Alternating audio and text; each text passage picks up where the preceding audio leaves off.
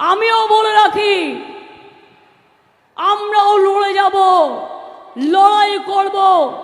যাদের কথা বলা হয়েছে চাকরি বাতিল করা হলো, চিন্তা করবেন না, হতাশ হবেন না, কেউ জীবনের ঝুঁকি নেবেন না। আমরা সবাই আপনাদের পাশে আছি এবং যতদূর লড়াই করার আমরা লড়াই করব।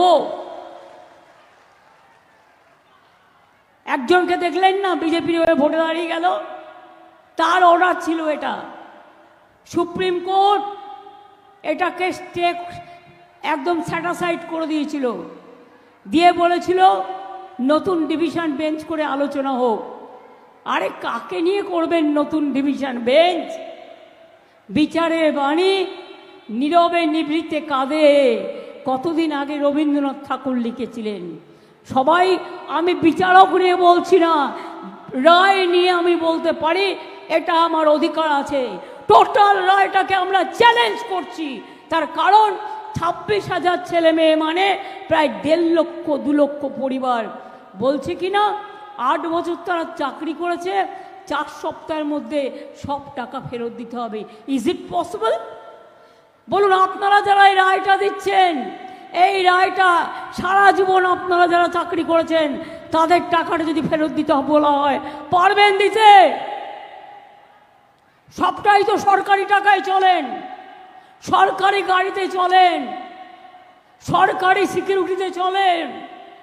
মানুষ আপনাদের সম্মান করে, আমরাও আপনাদের সম্মান করি।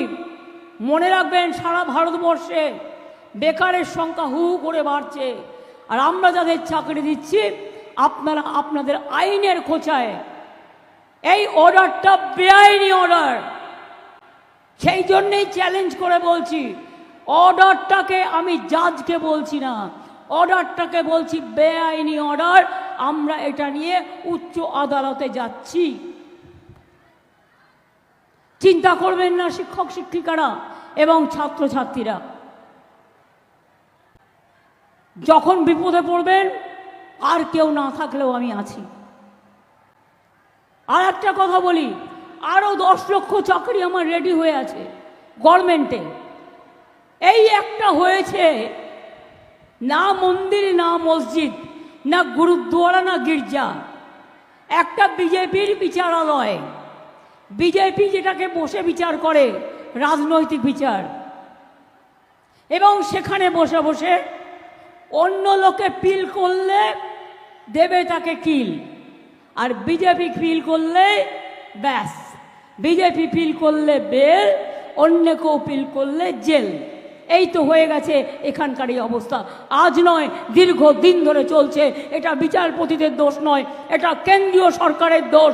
তারা বিজেপির লোক দেখে দেখে এখানে বসিয়েছেন, যাতে তারা বিজেপি পার্টি অফিস থেকে যা বলে দেয় সেই ড্রাফটটা তারা করে দেয়। কি করবেন? আমায় সাজা দেবেন? ডিফামেশন করবেন? আমি তৈরি। জেলে পাঠাবেন? আমি তৈরি।